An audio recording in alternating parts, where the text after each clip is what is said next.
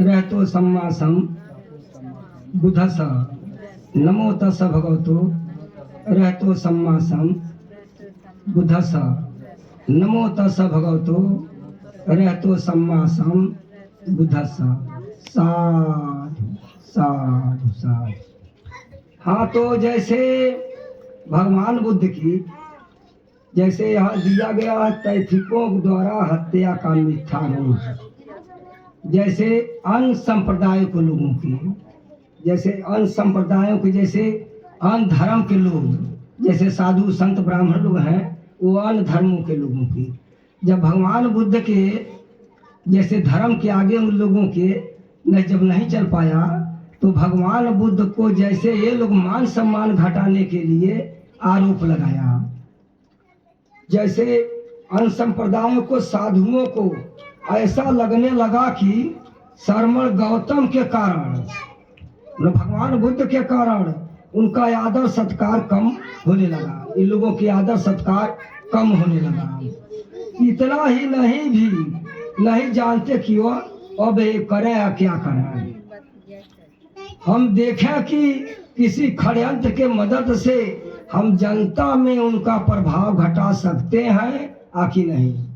जैसे ये लोगों ने कहा भगवान बुद्ध के विषय में कि हम चाहते हैं कि हम लोग किसी षड्यंत्र रच करके इनकी मान मर्यादा घटा सकते हैं कि नहीं। तो सोचा शायद सुंदरी की सहायता से हम ऐसा कर सकें। तैथिक सहमत हो गए, ये साधु संत जितने थे ये सहमत हो गए कि सुंदरी की सहायता से उनकी मान मर्यादा को घटा सकें।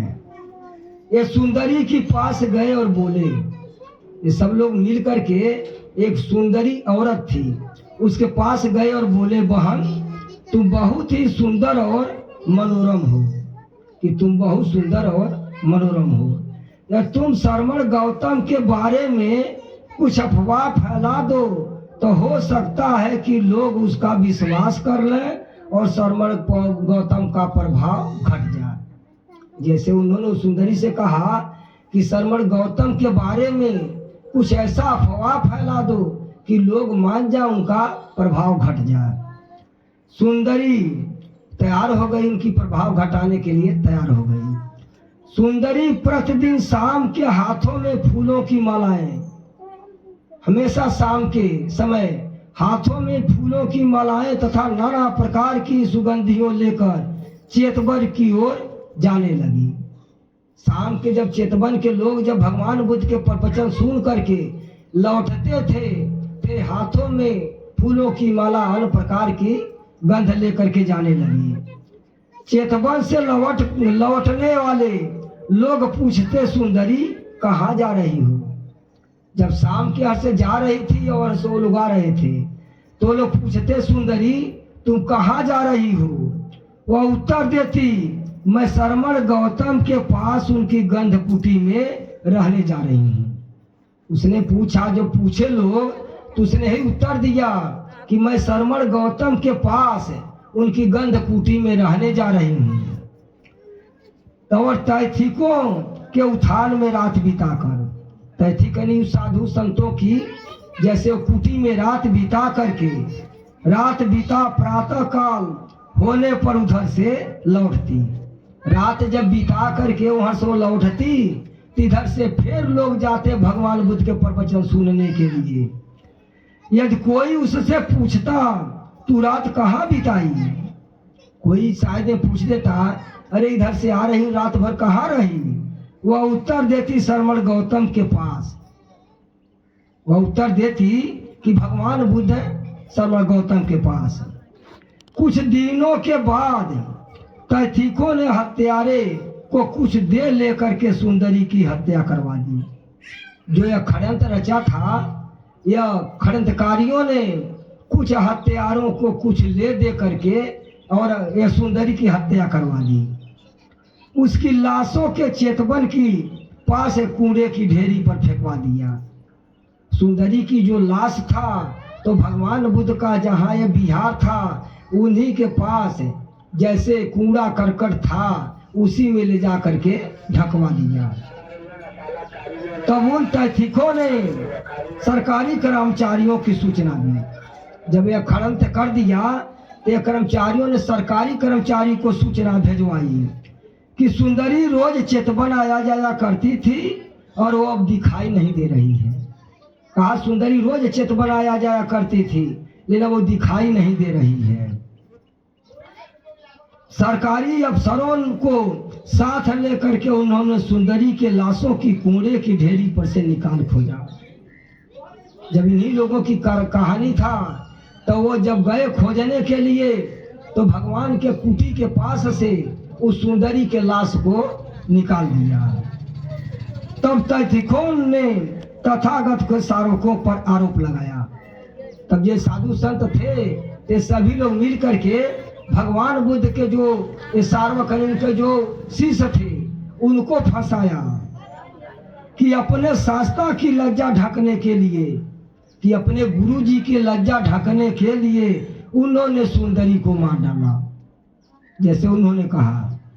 लेकिन हत्यारे आपस में उस रुपये के बंटवारे में एक जो सुंदरी के लिए हत्या के मिला था, एक शराब की दुकान पर बैठे बैठे लड़ने लगे। जो हत्यारा हत्या किया था सुंदरी के, ये लोग रुपये के बंटवारा में एक शराब की दुकान पर बैठ करके आपस में लड़ने लगे। अफसरों ने तुरंत उसे पकड़ लिया और उन्होंने अपना अपराध स्वीकार किया। वो सरकारी जो कर्मचारी थे तो पकड़ लिया, ते लोग अपना अपराध जो था उसे स्वीकार किया। इस प्रकार तैथिकों का रहा सहा प्रभाव भी जाता रहा। इस तरह से जो कुछ मान मर्यादा जो था वो भी जाता रहा। तैथिक द्वारा नैतिकता का मिथ्यारोप, सूर्योदय के साथ जैसे जुगुन अस्त हो जाते हैं वही दशा तैथिक को हुई, उसी प्रकार की उनकी दशा हुई। लोगों ने उनका भेंट पूजा देना बंद कर दिया, उनका आदर सत्कार करना बंद कर दिया। तैथिक लोग जो थे उसी दिन से उनके खड़ंत देख करके इन लोगों के मान मर्यादा गांव के सभी लोग कम कर दिया। ये साधुओं संतों की मान मर्यादा कम कर दिया। तो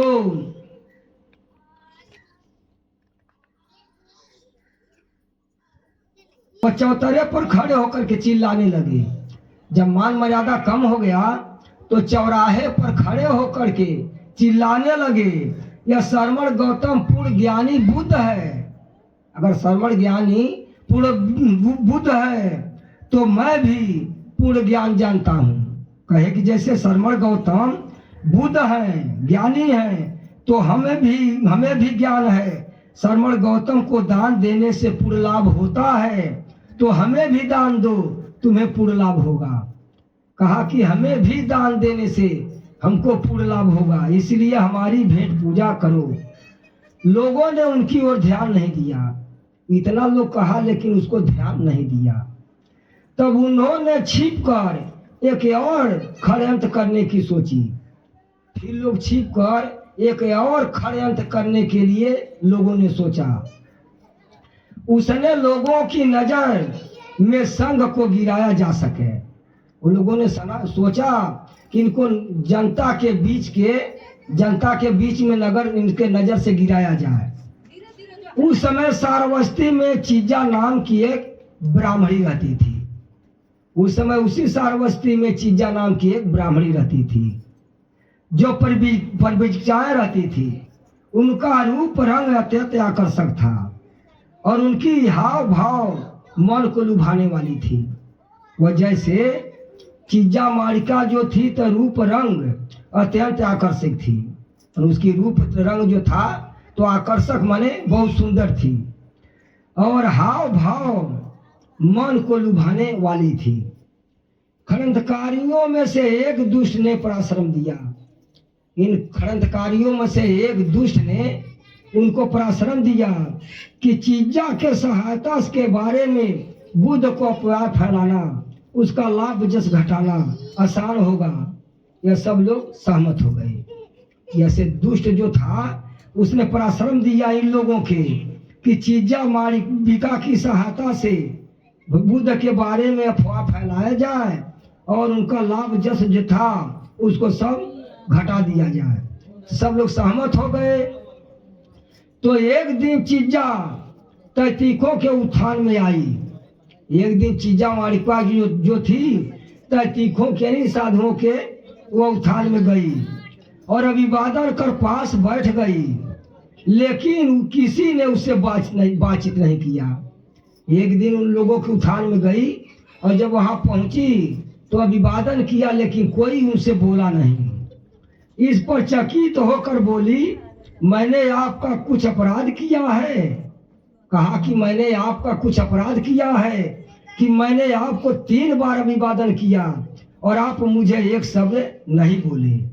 तैथिक बोले, बहन क्या तू जानती भी नहीं, जानती कि श्रमण गौतम की जन प्रियता हमारे लाभ सत्कार में बाधक हो रही है।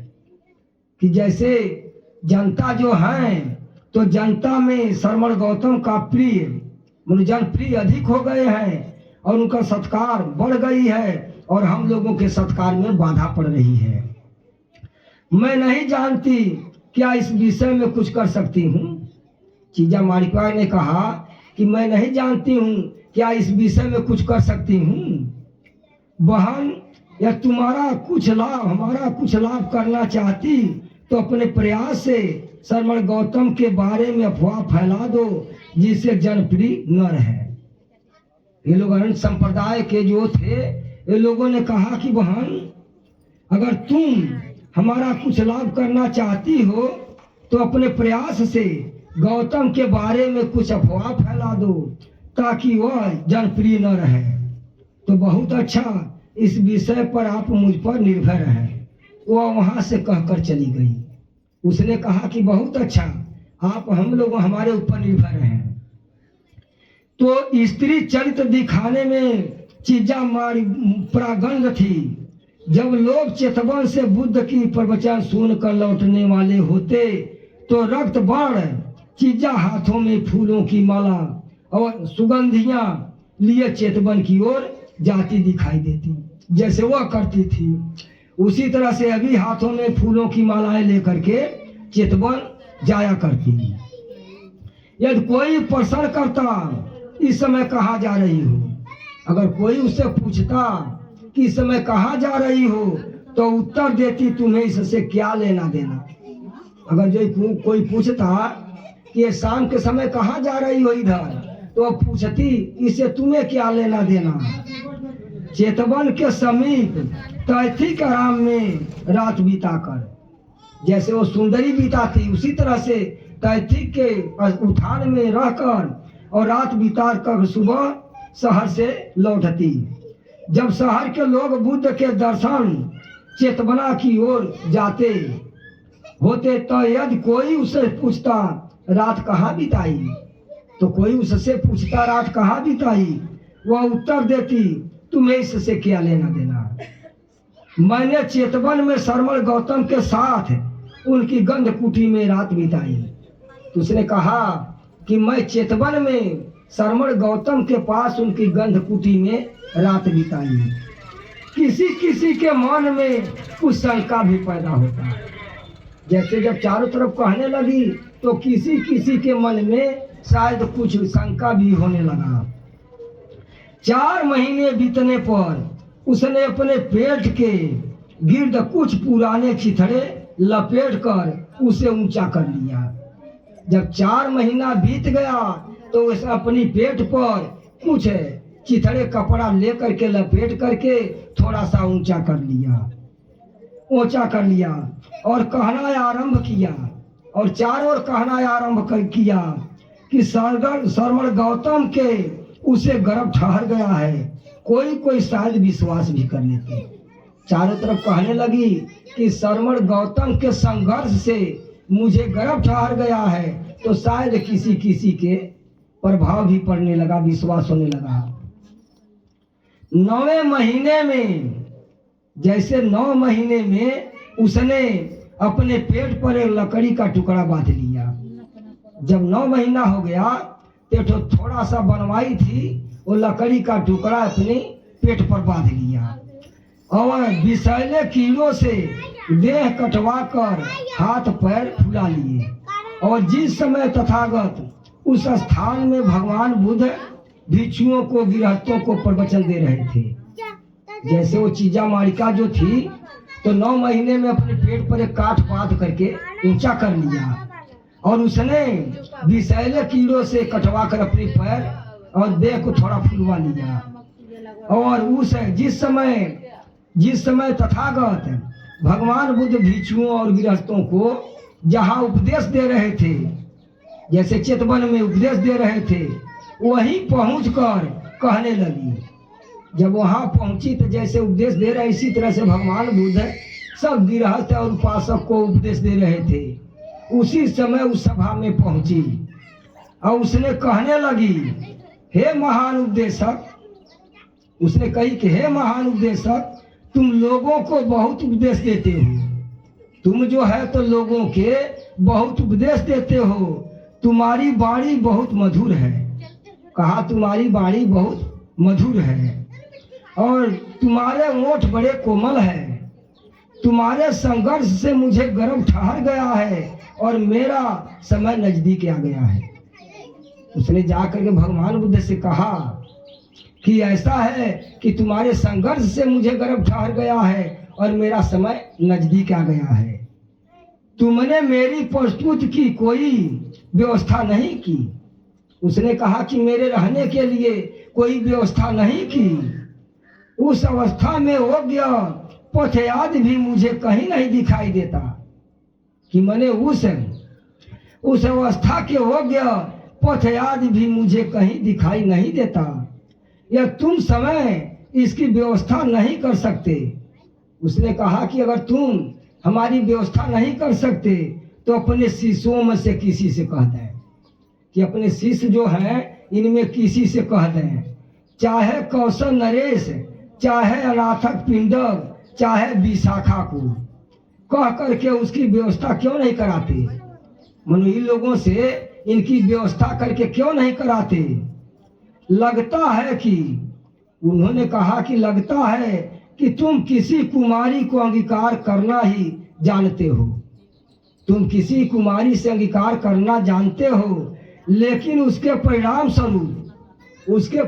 स्वरूप जो संतान जन्म ग्रहण कर ले उसकी पालन विधि से अपरिचित हो। कहा कि उसकी पालन विधि से अपरिचित हो। हाँ, उपस्थित जनता मुख बैठी रही। अब इतना जब हुआ तो जितने सभा में जनता बैठे थे सब चुप हो गए। भगवान बुद्ध ने अपना प्रवचन बीच में रोककर, भगवान बुद्ध ने अपनी प्रवचन को बीच में रोककर और बड़ी गंभीरता से उत्तर दिया। बड़ी गंभीरता से भगवान बुद्ध ने उत्तर दिया, बहन तूने जो कहा है इसके सत्य का ज्ञान केवल मुझे और तुम्हें है। भगवान बुद्ध ने कहा, बहन जो तुम कहा है उसके सत्य असत्य का ज्ञान केवल मुझे और तुम्हें है। चीजा, इतना कहने पर चीजा जोर जोर से खांसते हुए बोली, हाँ ऐसी बात का ज्ञान हम दोनों की हो सकता है, कि ऐसी ज्ञान की बात हम दोनों को हो सकता है। उसके खांसने से वो गांठ जिससे उसके वह लकड़ी पेट पर बंधी हुई थी, उसके खांसने से जिसे रसरी उसके पेट पर बंधी हुई थी वो ढीली पड़ गई, उसके खांसने से ढीली पड़ गई और लकड़ी खिसक कर उसके पांव पर आकर गिरी। वो लकड़ी खिसक कर उसके पांव पर गिरी और उसका पांव आधा हिस्सा कट गया। अब चीजा कहीं की नहीं हुई। लोगों ने उसे डंडों और पत्थरों से मार करके वहां से भगा दिया। जितने लोग बैठे थे सभी लोग उसको वहां से मार करके भगा दिया। तो जैसे भगवान बुद्ध पर बड़ी बड़ी आपत करे, लेकिन भगवान बुद्ध, अरे जो सत्य रहता तो सत्य ही होता है। हाँ, तो एक बार आप लोग फूल चढ़ा दीजिए।